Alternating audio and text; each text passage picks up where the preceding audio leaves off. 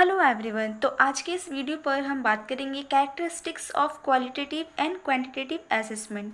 हिंदी में इसे गुणात्मक तथा मात्रात्मक आकलन की विशेषताएं कहते हैं। चलिए, सबसे पहले हम बात करेंगे कैरेक्टरिस्टिक्स ऑफ क्वालिटेटिव असेसमेंट यानी गुणात्मक आकलन की कौन कौन सी विशेषताएं हैं। सबसे पहला है गुणात्मक आकलन छात्रों के आंशिक गुणों का मापन करता है, यानी छात्रों के अंदर उनका जो अंदरूनी गुण है, जो विशेषताएं हैं, इन सभी चीज़ों को वो मापने का कार्य करता है। दूसरा है यह आकलन छात्रों की मानसिकता का मापन करता है, यानी कि एक और विशेषता इस आकलन की यह है कि यह आकलन छात्रों की जो मानसिक स्थिति होती है उसको मापता है, उसको मेजर करता है। तीसरा है गुणात्मक आकलन किसी घटना या विषय के संबंध में विस्तृत जानकारी प्रदान करता है, यानी एक और विशेषता इस आकलन की यह है कि यह आकलन किसी घटना के संबंध में या किसी विषय के संबंध में विस्तृत जानकारी यानी कि विस्तार पूर्वक जानकारी प्रदान करता है। अब चौथा है गुणात्मक आंकड़े प्राथमिक होते हैं। देखिए, गुणात्मक आकलन के बाद ही मात्रात्मक आकलन किया जाता है, इसलिए गुणात्मक आकलन से जो भी आंकड़े प्राप्त होते हैं वे प्राथमिक होते हैं। जैसे बच्चों का फाइनल एग्जाम से पहले टीचर क्लासरूम में उनका जो टेस्ट रीटेस्ट लेती है उसे हम गुणात्मक आकलन क्वालिटेटिव असेसमेंट कह सकते हैं। इसके द्वारा टीचर बच्चों के समस्याओं का पता लगाकर उसका हल करती है, तभी जाकर वो चीज़ों को अच्छे से सीख पाते हैं और आगे चलकर जब उनका मात्रात्मक आकलन होता है, क्वांटिटेटिव असेसमेंट होता है, तब उनके परिणाम जो है अच्छे आते हैं।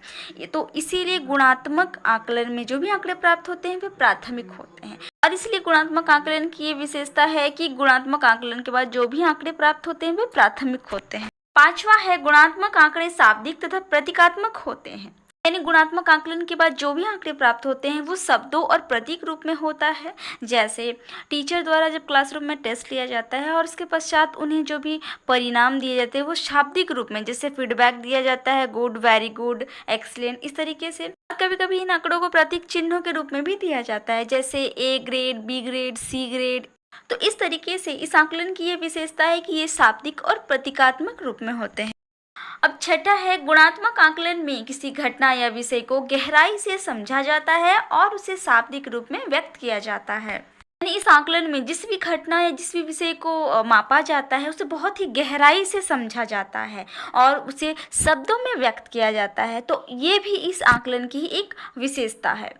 सातवां है गुणात्मक आकलन में व्यक्तिपरक की महत्वपूर्ण भूमिका होती है, क्योंकि इसमें आकलनकर्ता अपने अनुभवों और दृष्टिकोण के माध्यम से एकत्रित किए गए आंकड़ों यानी डाटा की व्याख्या करता है तथा निष्कर्ष निकालता है। तो इस आकलन की एक महत्वपूर्ण विशेषता यह है कि ये व्यक्तिपरक होता है, क्योंकि यहाँ जो आकलनकर्ता जो टीचर हैं वे अपने व्यक्तिगत अनुभवों से और अपने दृष्टिकोणों के माध्यम से सारे एकत्रित किए गए डेटा को स्टडी करता है और तभी जाकर उसकी व्याख्या करते हुए उसका फाइनल रिजल्ट यानी निष्कर्ष निकालता है। आठवां है गुणात्मक आकलन की प्रक्रिया लचीली होती है। यहाँ एक और विशेषता यह है कि इस आकलन की जो प्रक्रिया है वो लचीला होता है, इसमें लचीलापन पाया जाता है, क्योंकि टीचर अपने अकॉर्डिंग सभी चीज़ों को करते हैं, इसलिए इस आकलन का जो प्रोसेस है वो लचीला होता है। नौवां है गुणात्मक आकलन के लिए अधिक कौशल तथा प्रवीणता की आवश्यकता होती है, यानी गुणात्मक आकलन करवाने के लिए एक अच्छे और श्रेष्ठ आकलनकर्ता की आवश्यकता होती है, जिसके अंदर बहुत सारे स्किल हो, अलग अलग स्किल हो और उनके अंदर किसी चीज़ को करने की एक अलग सी क्षमता हो, जिस चीज़ को वो अच्छे से कर सके ऐसी क्षमता हो। तो गुणात्मक आकलन के लिए एक ऐसे आकलनकर्ता की आवश्यकता होती है। तो इस आकलन की एक और विशेषता मैं आपको बताना चाहूँगी कि यह शिक्षक आधारित मापन भी होता है, यानी कि इसे हम टीचर में टेस्ट भी कह सकते हैं। तो अब हम बात करेंगे कैरेक्टरिस्टिक्स ऑफ क्वांटिटेटिव असेसमेंट यानी मात्रात्मक आकलन की कौन कौन सी विशेषताएं हैं। तो सबसे पहला है कि इस आकलन की प्रकृति जो है वो मात्रात्मक होती है, तो यह इस आकलन की एक विशेषता है।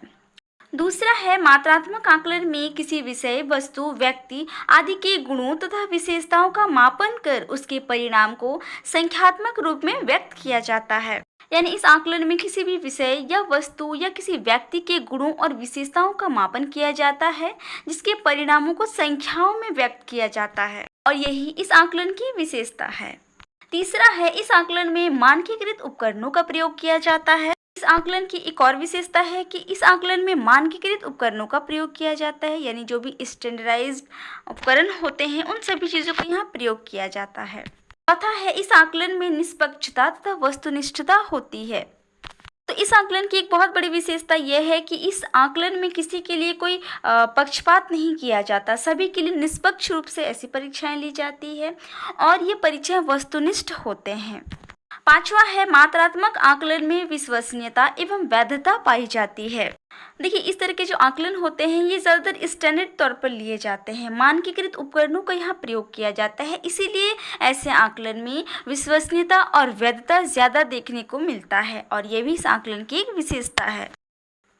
अब छठा है, इस प्रकार के आकलन का स्वरूप निश्चित तथा स्थायी होता है। यहाँ एक और विशेषता यह देखने को मिल रहा है कि जो मात्रात्मक आकलन होता है इसका स्वरूप निश्चित होता है और स्थायी होता है, जैसे किसी दूरी, लंबाई, भार, आयतन, इन सभी चीज़ों का मापन, तो ये निश्चित और स्थायी रूप में होते हैं। सातवां है, मात्रात्मक आकलन में प्राप्त किए गए आंकड़ों को संख्याओं में व्यक्त किया जाता है, यानी बच्चों के मात्रात्मक आकलन के बाद जो भी आंकड़े, जो भी डेटा प्राप्त किए जाते हैं वह सभी संख्याओं में व्यक्त किए जाते हैं। उनका जो परिणाम, जो रिजल्ट होता है वह संख्याओं में रहता है, अंकों में रहता है। तो यह भी इस आकलन की ही एक खास विशेषता है। अब आठवां है, मात्रात्मक आकलन एक व्यवस्थित तथा संरचित तरीके से किया जाने वाला आकलन है। देखिए, इस आकलन की एक बहुत बड़ी विशेषता यह है कि यह आकलन व्यवस्थित तरीके से लिया जाता है। ठीक है, बहुत ही रूल और रेगुलेशन के साथ इसको फॉलो किया जाता है। यहाँ प्रशासन विधि का प्रयोग किया जाता है। जिस तरीके से स्टैंडर्डाइज टेस्ट में, मानकीकृत परीक्षण में सारी व्यवस्थाएं होती हैं, उसी तरीके से मात्रात्मक आकलन में भी ऐसी व्यवस्थाएं होती हैं और ऐसी परीक्षाओं को लेने से पहले इसकी एक संरचना, एक स्ट्रक्चर तैयार किया जाता है, एक शेड्यूल तैयार किया जाता है और इसी के आधार पर ही सारी परीक्षाएं होती है। तो इस तरीके से इसकी एक विशेषता यह है कि यह आकलन व्यवस्थित और संरचित तरीके से ली जाने वाली आकलन है।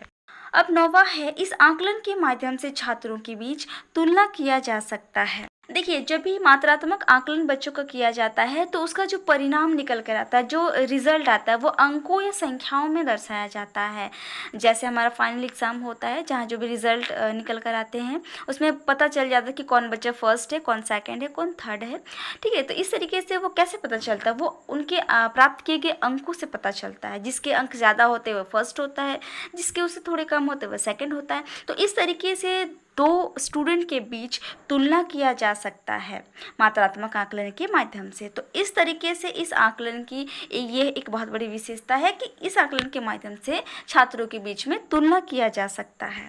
आई होप आप समझ गए होंगे कि गुणात्मक आकलन यानी क्वालिटेटिव असेसमेंट और क्वांटिटेटिव असेसमेंट यानी मात्रात्मक आकलन की कौन कौन सी विशेषताएं हैं। तो नेक्स्ट वीडियो पर हम गुणात्मक और मात्रात्मक आकलन के अंतर पर बात करेंगे।